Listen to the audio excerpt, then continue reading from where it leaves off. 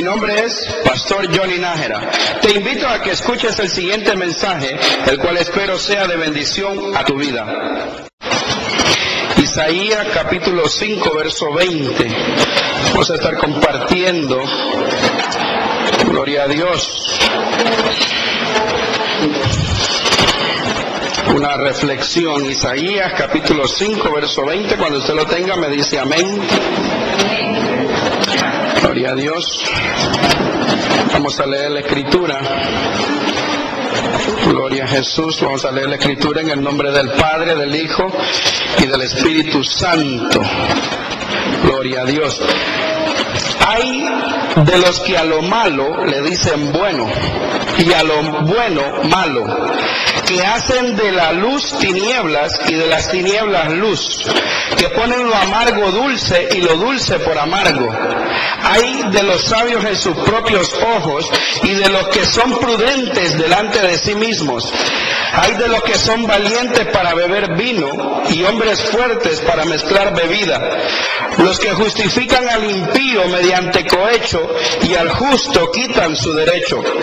Por tanto, como la lengua de fuego consume el rastrojo y la llama devora la paja, así será su raíz como podredumbre y su flor se desvanecerá como polvo, porque desecharon la ley de Jehová de los ejércitos y abominaron la palabra del Santo de Israel. Vamos a orar. Padre, en el nombre de Jesús, Señor, te damos gracias por tu buena palabra. Sabemos que esta palabra es útil, Señor, y que causa vida a aquellos, Señor amado, que le escuchamos. En el nombre de Cristo te pedimos que tu Espíritu Santo, mi Dios amado, pueda hablar a nuestras vidas, Señor. Sé tú, Señor, a través de mí, Señor. Usa mis labios, Señor, en el nombre de Cristo, Padre. En el nombre de Jesús te lo pedimos, Señor, amén y amén. Gloria a Jesús. Pueden sentarse. Gloria a Dios. No sé si usted se ha fijado por ahí, pero en algunas iglesias hay un, ¿cómo le puedo decir a eso? El nombre de eso se le llama epíteto. Eso es como un dicho que tienen, y lo he visto en diferentes lugares, y dicen, en medio de lo que he podido entender con mi poco inglés, dicen esos rótulos que tienen afuera: prediquemos la palabra viviéndola, y si fuese necesario usemos palabras. Yo creo que eso nos envía un gran mensaje, ¿verdad? Ahí hay sabiduría. Cuando uno habla una frase corta y es algo que tiene un contenido pesado, pues realmente está hablando sabiduría. Eso es sabio, ¿verdad? Nosotros tenemos que entender que la palabra de Dios debemos de predicarla, viviéndola, aplicándola a nuestra vida, más que hablándola. Gloria a Dios. Antes de continuar, quiero decirle de que vino el señor de aquí del bloque, tiene una mueblería por ahí, y nos trajo eso como ofrenda.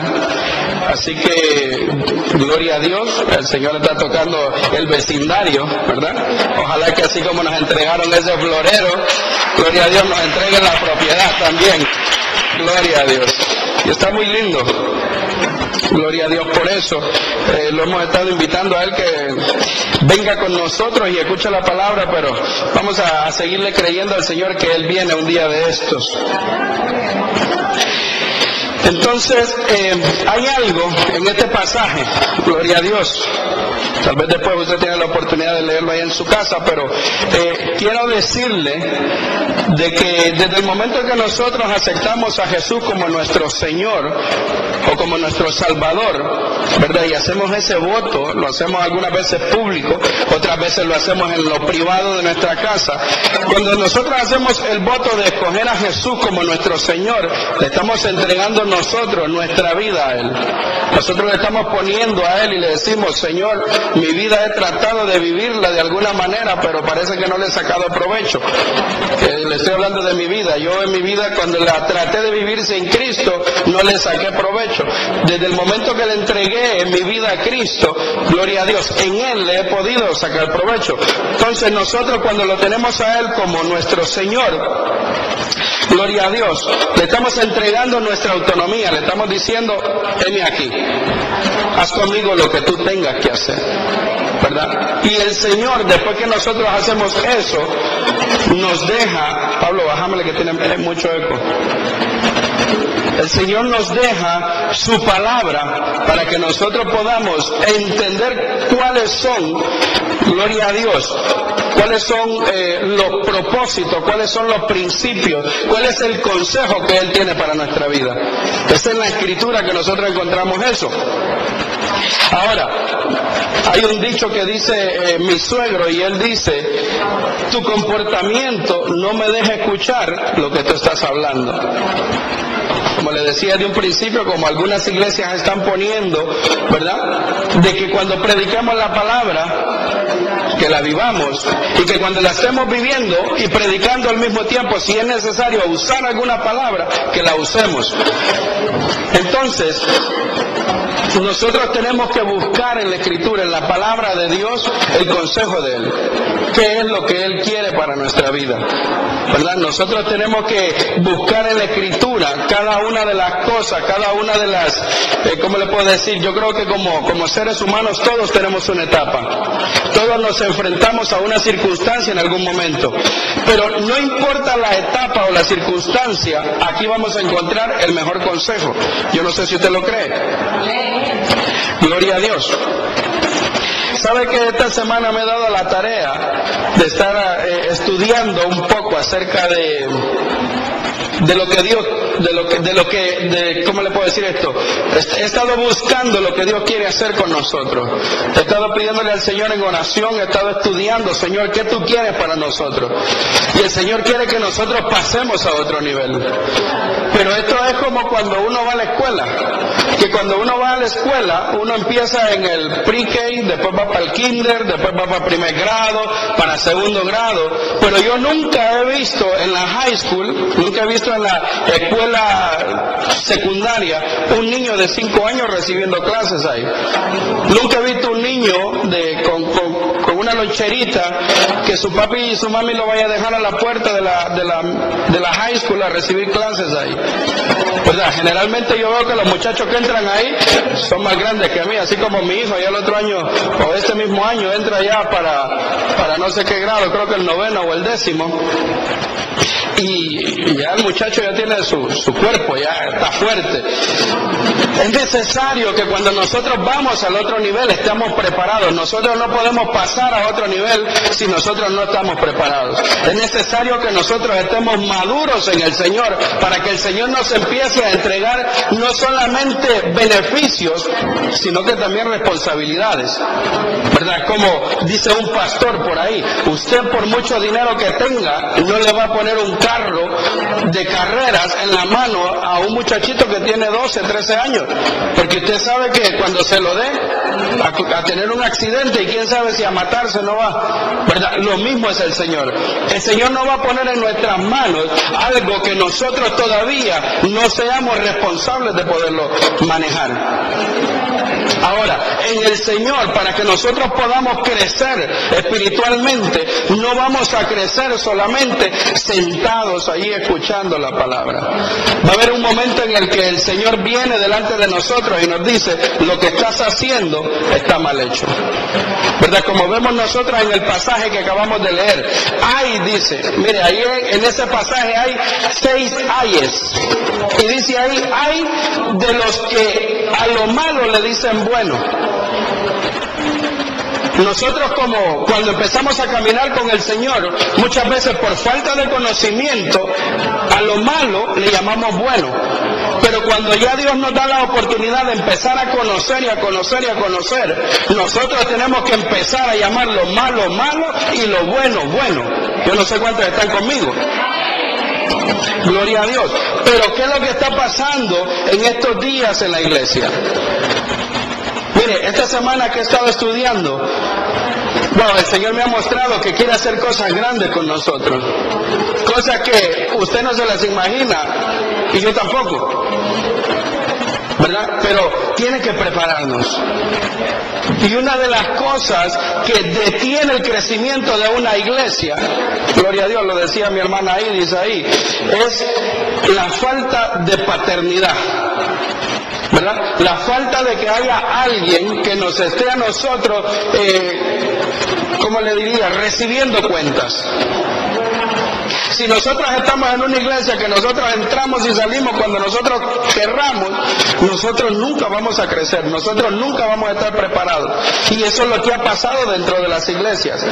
La gente se ha preocupado para que la gente no nada más llegue, y que cuando se quiera ir que se vaya, que el servicio sea más corto, que se hable menos, que se brinque más, que la gente se emocione y que después se vaya para su casa y que vuelvan a llegar el próximo domingo. Y cuando usted viene a ver, esa es una iglesia mecánica, que usted encuentra a esos cristianos, a esos hermanos en la calle, y usted no sabe cuál es la diferencia entre el cristiano o el del mundo. Son iguales, tienen la misma costumbre, hablan de la misma manera, y usted los ve en su cartera, en su billetera, andan una tarjeta de membresía de una iglesia. Pero es necesario que para nosotros crecer, nosotros tengamos que dar cuenta. Es necesario que nosotros tengamos alguien que nos diga, mira, lo que hiciste es malo, es malo. No llames bueno a lo malo que estás haciendo. Ay de aquel, dice la Escritura, lo que acabamos de leer. Gloria a Dios. Y sabe que cuando la persona nunca es confrontada, que cuando la persona entra y sale y hace lo que le viene en gana, sabe que la persona nunca tiene carácter. Y hay dos cosas que yo tengo que empezarle a enseñar a usted con la ayuda del Espíritu Santo. Y es que el Señor va a hacer algo con cada uno de ustedes, de los que están en esta casa. El Señor los va a levantar, seguramente el Señor les va a dar un ministerio, pero el Señor se los va a dar a través de esta iglesia. Por eso le digo que no podemos entender cuán grandes son las cosas que Dios quiere hacer con nosotros, porque a medida el Señor nos vaya haciendo madurar, usted mismo va a ir creciendo, usted mismo va a estar preparado para que usted empiece a desarrollar un ministerio. Pero si usted es de las personas que va y que viene, y de las personas de que a lo malo le dice bueno, dice aquí, hay de los que son sabios en sus propios ojos, o los que son prudentes en su propio consejo. Hay de ellos. El mejor consejo que podemos encontrar nosotros está en la Escritura. Pero después de eso, el Señor nos ha puesto en una casa donde hay hermanos mayores, donde hay gente que Dios le ha dado responsabilidades y que tiene que cumplirlas. Pero si esas responsabilidades de las personas que tienen la madurez espiritual en la casa no se cumplen, las personas no van a tener nunca carácter. Las personas nunca van a poder ser lo que tienen que ser. Mire, le voy a decir algo. Cuando yo vine la primera vez a este país, vine a los 18 años. Me recuerdo que cuando salí de mi país, salí de Honduras, mi papá por ahí como a los 17 años me había dado una tarjeta de crédito. Tenía una tarjeta de crédito de $2,000 en mi país. Y tenía otra tarjeta que también era en moneda nacional en mi país. Mi papá siempre me había protegido. Yo manejaba en la calle sin licencia a los 14, a los 15 años. A mí me paraba la policía, los llevaba donde mi papá, y mi papá les daba ahí, como dice aquí, una ofrenda, un soborno. Y entonces me dejaban ir. Yo me crié así sin ley. Y cuando vine a este país creía que podía vivir de la misma manera, y no fue así. En este país me enseñaron a vivir y me fueron enseñando poco a poco. Pero la primera vez que vine solo duré 3 meses aquí. De los 3 meses me fui. Llamé a mi papá y le dije, esto está malo aquí. ¿Y por qué? Yo no estaba acostumbrado a trabajar para nadie, no estaba acostumbrado a darle cuentas a nadie. Yo no estaba acostumbrado a estar a las 7 de la mañana en un trabajo y salir a las 3:30. Yo era lo que yo me levantaba ya en mi casa, teníamos nosotros nuestro propio negocio, llegaba yo a la hora que quería y iba y venía, a nadie le daba cuentas. ¿Y sabe qué hice? A los 3 meses me fui de regreso para mi país. Pero por cuestiones de la vida me tocó que volver. Y otra otra vez al calvario de los Estados Unidos. La segunda vez duré 6 meses. A los 6 meses le dije a mi papá, esto aquí está difícil, me tengo que ir. Porque igual no soportaba el estarle dando cuentas a nadie. No soportaba yo el que un jefe me dijera, vení para acá, vení, hay que limpiar, hay que barrer, aquí hay que mantener limpio. Eso, yo tenía un orgullo que eso me lo laceraban, me dolía. Es más, le puedo decir que hasta lloraba cuando me decían eso. 18, 19 años y yo lloraba. A mí nunca nadie había tratado así de Dios. Y me iba para mi país. Y así volví a venir el tercer año, y para que no se le largo el cuento, cuando decidí quedarme, ya la vida me había trabajado. Cuando yo decidí quedarme en este país, yo dije, ahora yo sé que me voy a quedar trabajando y va a venir alguien que me va a decir lo que tengo que hacer y tengo que soportarlo. Tengo que darle cuentas a alguien. Y fue el proceso que Dios usó para madurarme en mi vida. Eso es lo que me formó como hombre. Si no hubiera pasado por ese proceso, y si mi papá a estas alturas todavía estuviera vivo, yo todavía creo que estuviera en Honduras. Entonces es necesario que nosotros tengamos carácter. Es necesario que para nosotros crecer y hacer lo que Dios quiere que hagamos, tengamos compromiso. ¿Sabe que cuando yo vine aquí la primera vez, vine en el 97 y saqué mi licencia hasta el 2004? Porque yo no tenía compromiso por sacar licencia, como sabía que me iba. Pero nosotros como iglesia, si no tenemos compromiso con el Señor, compromiso con esta iglesia, compromiso con los líderes de esta iglesia, nosotros nunca vamos a crecer. Un día vamos a entrar por esa puerta y ese día no nos vamos a sentir bien, y ese mismo día nos vamos a ir a topar a otro lugar. Y de allá también nos vamos a volver a salir y vamos a volver a buscar otro lugar. Nosotros necesitamos tener carácter y necesitamos tener compromiso. Pero para eso es necesario que en este lugar haya alguien que nos diga lo que está bien y lo que está malo, a la luz de la Escritura. Gloria a Dios. Entonces vemos que la falta de carácter, la falta de compromiso, hace que hayan tantos cristianos que estén confundidos. No saben qué hacer. Hoy están pensando una cosa, mañana están pensando otra. Hay confusión porque hay falta de carácter, hay falta de compromiso. Y en medio de eso hay un montón de cristianos que tienen un montón de malas costumbres también. Y es necesario que todo eso, en el nombre del Señor, nosotros lo vayamos desechando. Gloria a Dios. Gloria a Dios. Gloria a Dios. Mire que hace un par de días atrás hablaba con alguien. Hablaba con un hermano y me decía, yo creo que el Señor tiene planes conmigo. El Señor va a hacer cosas grandes conmigo. Yo creo en eso. Yo creo que el Señor de alguna manera llegó a mi vida para hacer algo. Hay un propósito en mi vida. Y a medida lo estaba escuchando, me decía, pero la vida mía es bien difícil. Yo veo que hay circunstancias que no las puedo manejar. Yo veo que hay cosas que se me van de las manos. La vida mía se está poniendo difícil, pero yo sé que Dios va a hacer algo con mi vida. Y el Señor inmediatamente ponía en mi corazón que le dijera, el propósito que Dios tiene con tu vida lo va a cumplir. Seguramente que lo va a cumplir. Pero es necesario que tú eches mano de los recursos que Dios te ha dado. Mira dónde estás parado y ve lo que hay alrededor tuyo. Y usa lo que el Señor te ha dado, lo que está a tu alrededor. Porque si no, no vas a alcanzar el propósito de Dios. Y eso mismo le pasó en la Biblia. Vemos muchos líderes que Dios les ponía ahí. Usted ve a Saúl. Saúl era un gran rey, un hombre que dice la Escritura que cuando se topó con una compañía de profetas, el Espíritu de Dios vino sobre él y empezó a hablar en lengua y empezó a profetizar. Y dijeron, wow, este hombre cómo está hablando, cómo está profetizando. Era un hombre que dice la Biblia que era alto, bien parecido, de los hermosos de Israel. Él era el más hermoso. Ahí David se miraba feo al lado de Saúl. Y mire que dicen que David era de buen parecer, pero dicen que este Saúl era un hombre alto, fuerte. Dice que su papá era un hombre acaudalado, con mucho dinero. Pero ¿qué pasó? Dios lo unge como rey, pero le pone un profeta al lado, le pone un hombre de Dios y le dice el Señor, te voy a ungir como rey, y ese es mi propósito en tu vida, yo voy a hacer cosas grandes con tu vida, pero ahí está el hombre de Dios para que te forme. Y Saúl, como era un hombre de dinero, de influencia, Saúl no aguantó eso. A mí nadie me dice nada, dijo Saúl. Sí, Saúl, a mí nadie me dice nada, yo tengo experiencia, ya profeticé, ya el Espíritu del Señor vino sobre mí.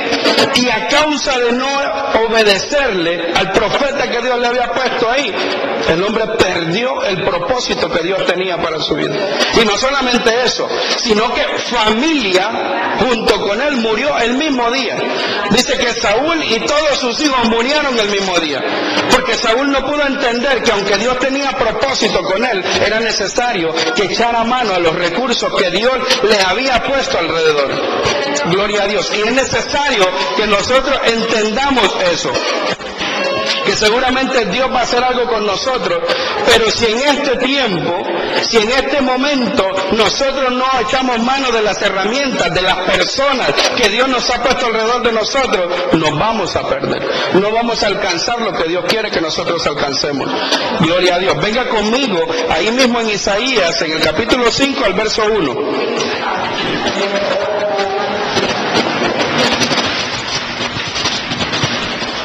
Gloria a Dios. Dice, hay de los que a lo malo le dicen bueno, hay de los que se llaman sabios a sus propios ojos y a los que creen que son inteligentes delante de sí mismos, dice una versión. Gloria a Dios. Hay, dice, a los que se justifican y hay de aquellos que le quitan el derecho al justo. ¿Tiene Isaías capítulo 5, verso 1? Dice, voy a cantar ahora a nombre de mi amigo una canción dedicada a su viñedo. Le estoy leyendo una versión diferente a la que usted tiene. Mi amigo tenía un viñedo en una fértil colina. Preparó el terreno, lo limpió de piedras y sembró las mejores cepas. Construyó una torre de vigilancia en medio del terreno. Cavó un lugar para hacer el vino. Él esperaba que produjera uvas buenas, pero produjo uvas de mal olor. Su Biblia dice uvas silvestres, pero me gustó esa por esto. Ahora, habitantes de Jerusalén y gente de Judá, juzguen este asunto entre mi viñedo y yo. Pregunta, ¿qué más se podía haber hecho por mi viñedo que yo no lo haya hecho ya? Si yo esperaba que produjera uvas buenas, ¿por qué produjo uvas de mal olor? Mira que vemos nosotros que el profeta empieza a hablar por el Señor y empieza a hablar de un sembradillo, ¿verdad? Y se refiere a ese pasaje en el lenguaje del Antiguo Testamento, se refiere a Israel, pero como nosotros estamos en el Nuevo Testamento, los gentiles, entonces lo traemos a nosotros y lo aplicamos, y se aplica a la iglesia, ¿verdad? Entonces vemos que dice ahí de que este hombre tenía un lugar para sembrar y preparó aquel lugar. Dice que lo cercó primeramente y después de haberlo cercado dice que empezó a sacar piedra por piedra y a preparar el terreno. Empezó a limpiarlo, a limpiarlo, a limpiarlo. Y cuando vio que el terreno estaba listo para sembrarlo, dice que en medio del terreno levantó una torre para él poder cuidar desde allá arriba su viñedo. Antes de sembrar, dice que preparó un lugar. Miren la fe de este viñador. Que antes de sembrar, dice que preparó un lugar donde él dijo, aquí, en este lagar, voy a preparar el vino. Seguramente voy a tener unas buenas uvas y ahí voy a preparar un buen vino. Y dice la Biblia que agarró su semilla y la sembró en aquel lugar. Pero vemos ahí que dice que él esperaba que eso produjera uvas buenas, uvas que fueran rojas, que fueran dulces, que fueran buenas. Pero dice que produjo unas uvas que daban mal olor, ¿verdad? Unas versiones dicen que hiedían. En En el original dice que eran unos frutos, perdóneme la palabra, que apestaban. Por eso me gustó esta versión, porque la Reina Valera, que es la que nosotros más usamos, dice silvestre. Como se oye como que eran uvitas, siempre eran uvas pero chiquititas. No, aquí dice que eran uvas que tenían mal olor, que hiedían. Entonces vemos de que ya no está hablando, si lo aplicamos a nosotros hoy en día, ya no está hablando de Israel ni de Judá, sino que está hablando de la iglesia. Ahora yo le pregunto, ¿quién de ustedes es iglesia aquí? Gloria a Dios. Entonces está hablando de nosotros, ¿verdad? Está hablando de nosotros. Y ahora le voy a dar un toque, un pequeño revés a esto, y lo voy a poner, vamos a buscar el ángulo familiar, porque recuerde que hoy tratamos de compartir un mensaje familiar, ¿verdad? Pero yo me pregunto, mire cómo comenzamos con los ayes. Ay, dice la Escritura, de los que hacen lo malo y dicen que está bueno. Ay de los que no buscan el consejo de Dios, sino que ellos se creen suficientes e inteligentes y hacen como ellos quieren. Ay de ellos, ¿verdad? Y ahora leemos nosotros de que nosotros somos la viña del Señor. El mismo Jesús lo dice en un pasaje, ¿verdad? Yo soy la vid y mi Padre es el labrador. Mi Padre es el viñador. Nosotros somos la viña. Jesús dijo, ustedes son los pámpanos. Y veo yo, en lo que nosotros leíamos al principio, que dice en Isaías 5:24, de que a lo bueno le llaman malo, y a lo que a lo malo le llaman bueno, a los que son sabios en su propio pensamiento, dice de que el Señor hace que el fuego los consuma como paja, como un monte seco. Y dice que todo eso es porque desecharon la ley de Jehová de los ejércitos y abominaron la palabra del Santo de Israel. Entonces, como iglesia, digo yo, como el Señor nos da la palabra, como el Señor nos permite a nosotros que recibamos herramientas para poder vivir, que podamos entender lo que Dios quiere hacer con nuestra vida. ¿Cuántos han recibido herramientas en esta iglesia para poder desarrollar principios de vida? ¿Y cuántos no han querido recibir una herramienta para que así no le doy cuenta a nadie?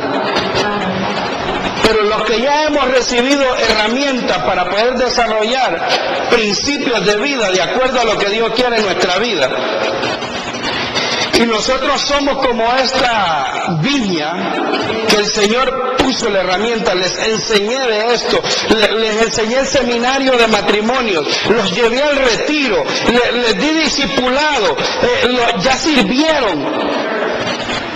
Y los frutos que están dando no son frutos maduros, dice ahí, sino que son frutos que dan mal olor.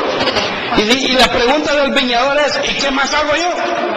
Dígame, si yo ya lo di todo, ¿qué más hago yo? Usted sabe que yo veo al Señor preocupado, porque el Señor se dio tiempo con su vida para que usted dé frutos, y el fruto que está llevando no es el fruto que Dios quiere que lleve. Es necesario que nosotros miremos cuáles son los frutos que estamos teniendo. Es necesario que nosotros le pidamos a Dios la dirección. Señor, los frutos míos van a dar vino, van a dar gozo, van a dar esperanza, Señor. O los frutos que yo tengo tienen un mal olor que lo que hacen es que la gente se aparte de mí. Son frutos que hieden, Señor. Son frutos hediondos. Nosotros tenemos que preguntarle al Señor la clase de frutos que estamos llevando, que si Él quiere que hagamos un cambio, que nosotros lo hagamos. Gloria a Dios. Dios todo lo que ha hecho en la vida de nosotros lo hace con un propósito. Dios no cree, y eso fue algo que yo aprendí a los pocos años de caminar en el Señor, que Dios no me había salvado porque yo era la última Coca-Cola del desierto. El Señor me salvó y dijo, te necesito, levántate y anda, como cuando levantaron al cuadripléjico que no podía caminar. Con ese propósito Dios nos alcanza a nosotros, para que llevemos frutos. Con ese propósito el Señor dice, te voy a enseñar esto, para que lleves frutos. Es por eso que nosotros cuando vayamos a predicar la palabra, si fuese necesario, hablemos. Pero si no es necesario, con nuestra manera de vivir, nosotros estamos predicando. Con eso nosotros le estamos hablando a la gente en quién hemos creído y lo que Él ha hecho en nuestra vida. No estamos haciendo vano el trabajo del viñador. No estamos haciendo vano el trabajo de aquel que ha invertido en nosotros, sacando piedras de odio de nuestro corazón, piedras de malos pensamientos de nuestro corazón, raíces de amargura de nuestro corazón. Él ha estado invirtiendo tiempo y preparando el terreno para sembrar una buena semilla.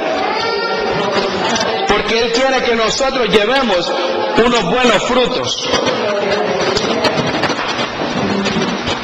Fíjese que trayendo la palabra al ángulo familiar, dice la Biblia, venga conmigo a Primera de Reyes capítulo 21, lo vamos a leer juntos.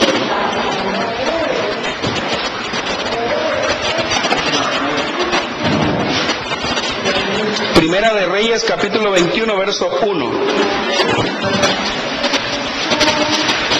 Ahora que estuve estudiando acerca de la viña, me doy cuenta de que la Biblia usa mucho una viña para referirse a una familia. Y en Primera de Reyes, capítulo 21, verso 1, cuando lo tenga me dice amén. Dice, después de estas cosas, aconteció que Nabot de Jezreel tenía una viña que estaba en Jezreel, junto al palacio del rey Acab, el rey de Samaria.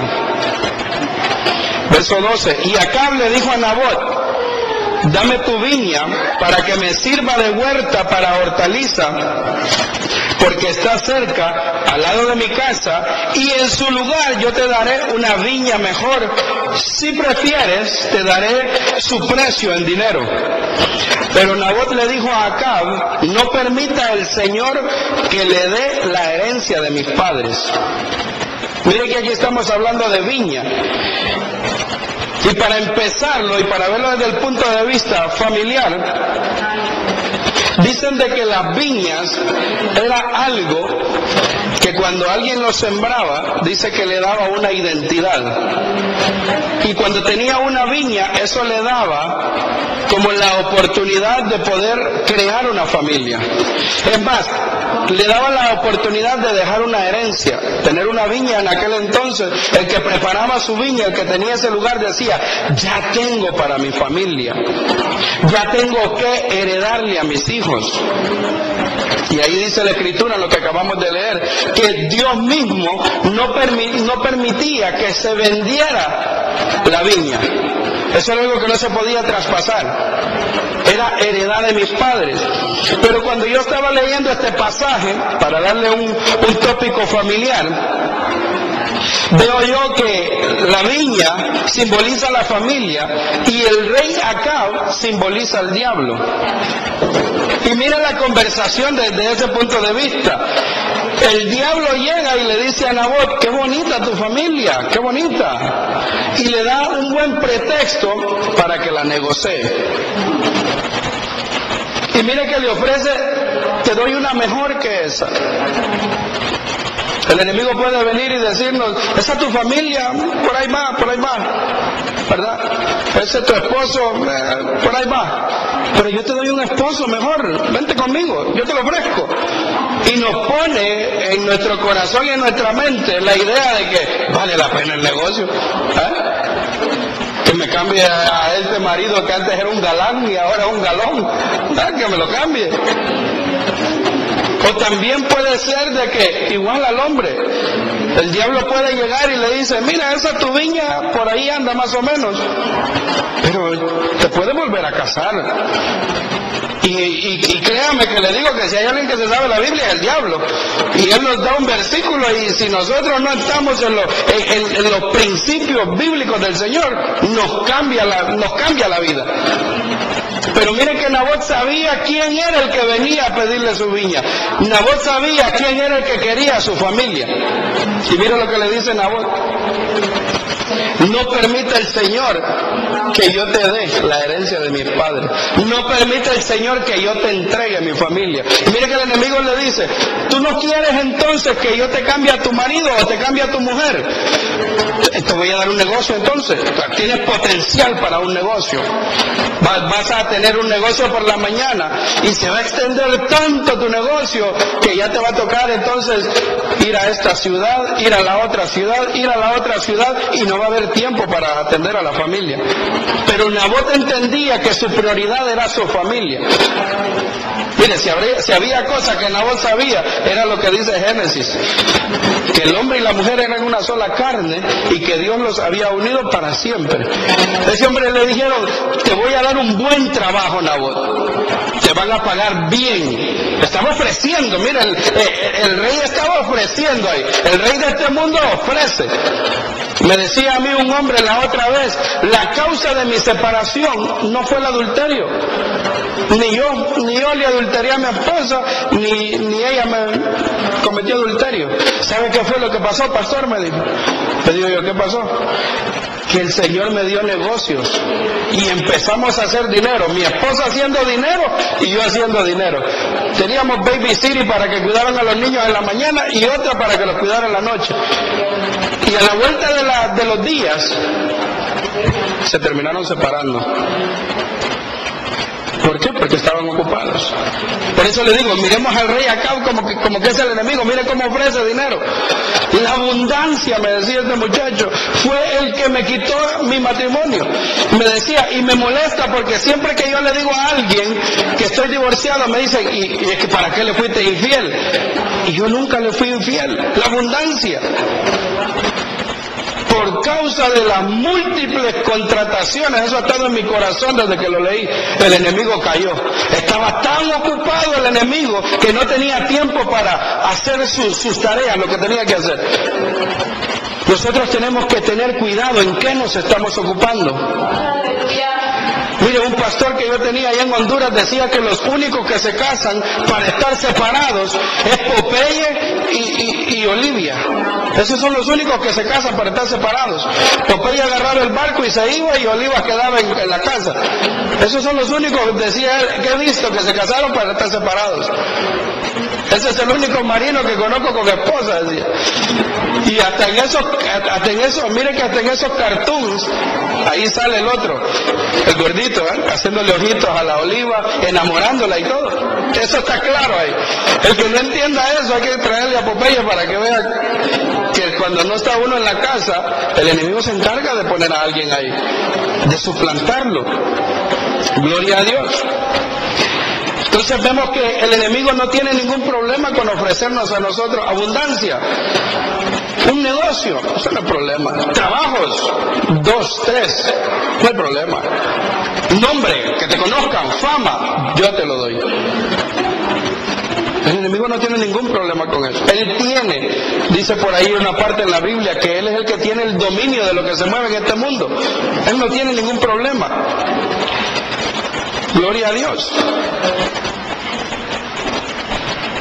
Pero vemos nosotros lo que hizo Nabot. Nabot era un hombre que sabía dónde tenía su mente. Yo digo, Nabot era un hombre que cuando le enseñaron, aprendió bien. Cuando a Nabot le enseñaron qué era lo más importante, cuando sus padres le dijeron: hijo, la viña es lo más importante y usted no la puede negociar. Ese hombre, aunque le pusieran el dinero que le pusieran, no la quiso negociar.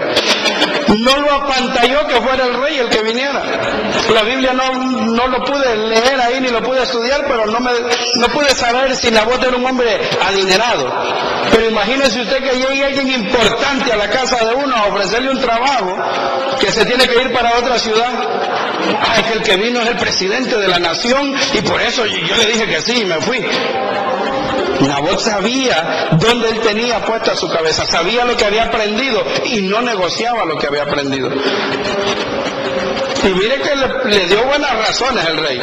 Es que mira, yo estoy haciendo algo que es bueno, está cerca de mi casa, te voy a dar una viña mejor, te la voy a pagar si querés en el precio. El negocio era bueno, pero fue un hombre que se mantuvo y dijo, no, yo no voy a negociar lo que Dios me ha mandado a mí a hacer. Pero sabe que cuando yo estaba leyendo acerca de los frutos, de las uvas y de las uvas silvestres, o de las uvas y de los frutos hediondos, de los frutos malolientes, hay una acepción en esa palabra y dice agua estancada. Cuando se refiere a uvas silvestres, se refiere también a aguas estancadas. Inmediatamente se me vino a la mente. Dice la Biblia que nosotros, dice, cuando tenemos el Espíritu Santo, dice que es como un río de agua viva, ¿verdad? Algo que está fluyendo. Pero cuando no hay Espíritu Santo, ¿qué cree que pasa con las aguas? Se van estancando las aguas, ¿verdad? Y esas aguas empiezan a tirar mal olor. Entonces dice la Biblia en eso de que el viñador esperaba que diera uvas. Y dice que según esta acepción, dice que lo que tenían era agua estancada. Mira, cuando alguien empieza ¿cómo le digo? Cuando alguien empieza a apartarse del Señor, cuando alguien empieza a descuidar su relación con Cristo, las aguas se empiezan a estancar. La familia, el esposo por ahí, no tengo mis cosas que hacer, la esposa no tiene tiempo para el esposo no tiene tiempo para la esposa, los padres no tienen tiempo para los hijos, pero es porque ya no está fluyendo el Espíritu de Dios, es porque ya no hay una relación con el Señor, es porque se empezó a estancar el agua y empezamos a dar mal olor y no nos importa la viña, no nos importa la familia.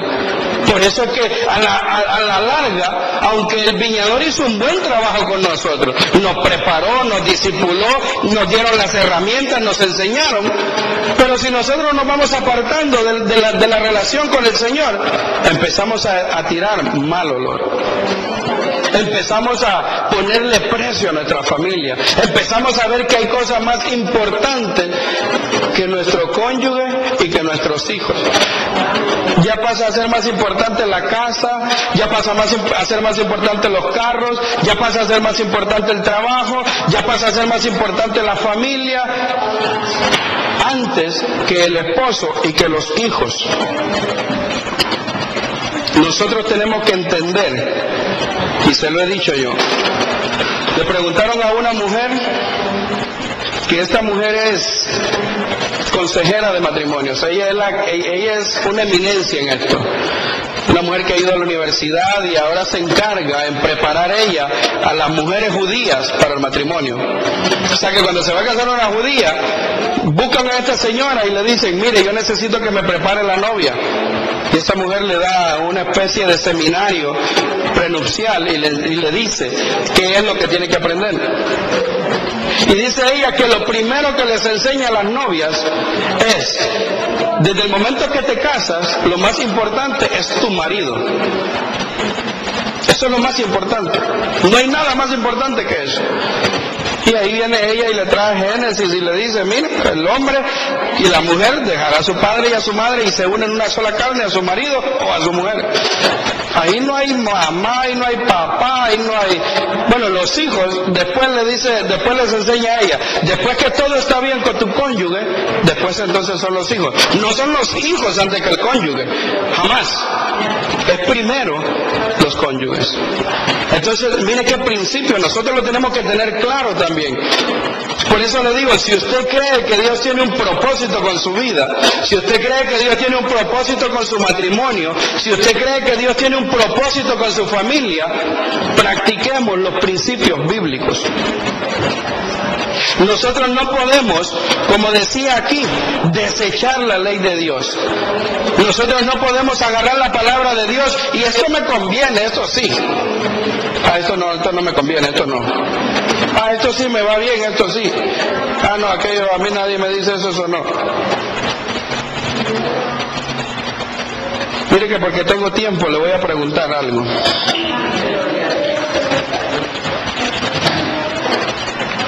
Y esto no lo digo por nadie en particular, sino por todos. Gloria a Dios. ¿Cuántos tienen Facebook? Amén. Gloria a Dios.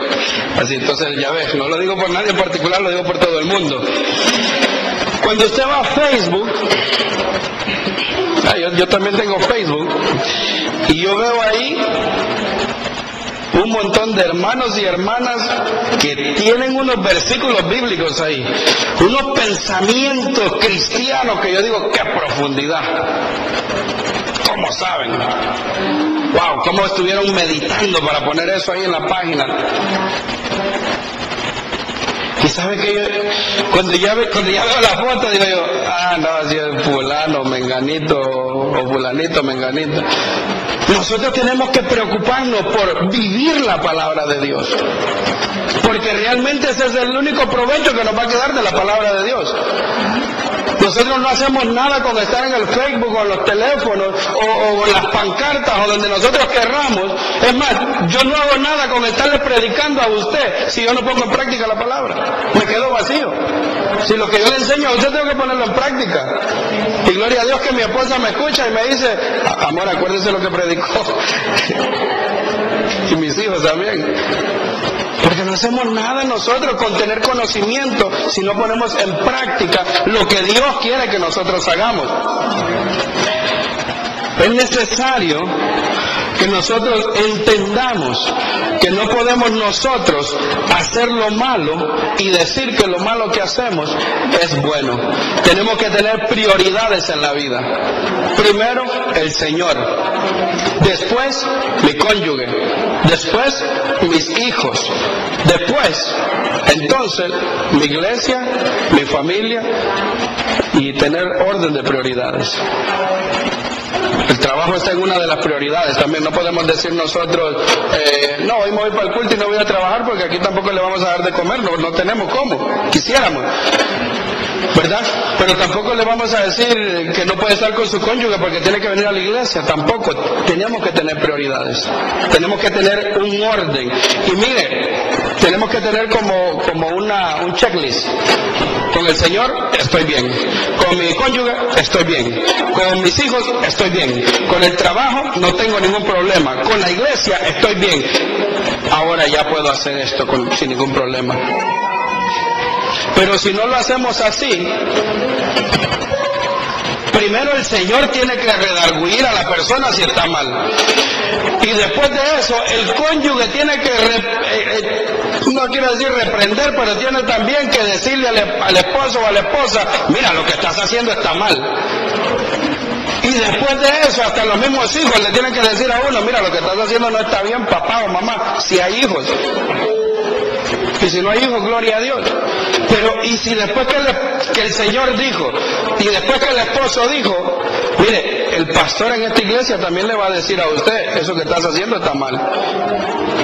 Porque aquí vamos a hacer lo bueno bien hecho. Aquí lo que está malo lo vamos a llamar por malo. Y aquí lo que esté bueno se lo vamos a aplaudir y le vamos a dar gracias al Señor por eso. Y sabemos que haciendo y poniendo en práctica la Escritura es como vamos a alcanzar nosotros el propósito que Dios tiene para nuestra vida. Vamos a cerrar. Venga conmigo a Josué capítulo 1, verso 8.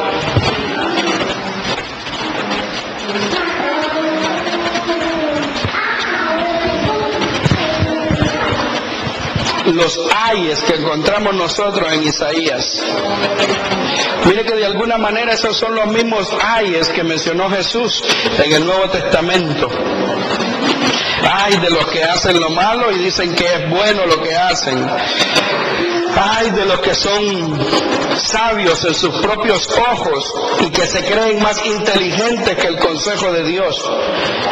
Ay de los que le quitan el derecho al justo Hay de los que cuando hacen lo incorrecto y el justo le reclama, lo callan. Hay de los que no aman a sus esposas, ni las tratan como a un vaso más frágil, a causa de la avaricia, a causa del orgullo o a causa de la injusticia. Hay de las mujeres que no se someten a sus maridos y no son capaces de entender que sus esposos son su cabeza. Hay de los padres que no instruyen a sus hijos en lo que la Escritura manda. Y hay de los hijos que no honran a sus padres. Josué capítulo 1 verso 8, ¿lo tiene? Con esto cerramos. Nunca se aparte de tu boca este libro de la ley, sino que de día y de noche medita en él, para que guardes y hagas, diga conmigo, y hagas, conforme a todo lo que en él está escrito, porque entonces harás prosperar tu camino y todo te saldrá bien. Eso es lo que Dios quiere con nosotros. Dios quiere que todo nos salga bien. Mire, Dios quiere que nosotros, los que estamos casados, lleguemos viejitos, celebremos las bodas de plata, las de oro, las de diamante, y que estemos contentos, rodeados de bisnietos, de nietos, de nuestros hijos, en prosperidad, con riqueza. Dios quiere que estemos bien. Pero no nada más es leyendo la Escritura. No nada más es pensando en lo que la Escritura dice. No nada más es poniéndola en el teléfono ni en el Facebook. Dice, hagan lo que mediten, lo que lean, lo que estudian, pónganlo en práctica. Y entonces, después de esa fórmula, entonces les va a ir bien. Todo les va a ir bien. Esa es la fórmula de lo que Dios quiere que nosotros tengamos. Y entonces dice, harás prosperar tu camino y todo te saldrá bien. Cuando algo nos sale mal, algo dejamos de hacer. Y no era porque no lo sabíamos, sí lo sabíamos. Y lo leí. Un día me dieron la clase de eso. Yo recibí un seminario de matrimonio, recibí un taller para padres. En la Biblia he leído que hay que trabajar uno con su familia, hay que cuidar su viña. Y me salió mal. Me salió mal la relación con mi esposo, con mi esposa. Me salió mal la relación con mis hijos. Se fueron de la casa, ya no están conmigo.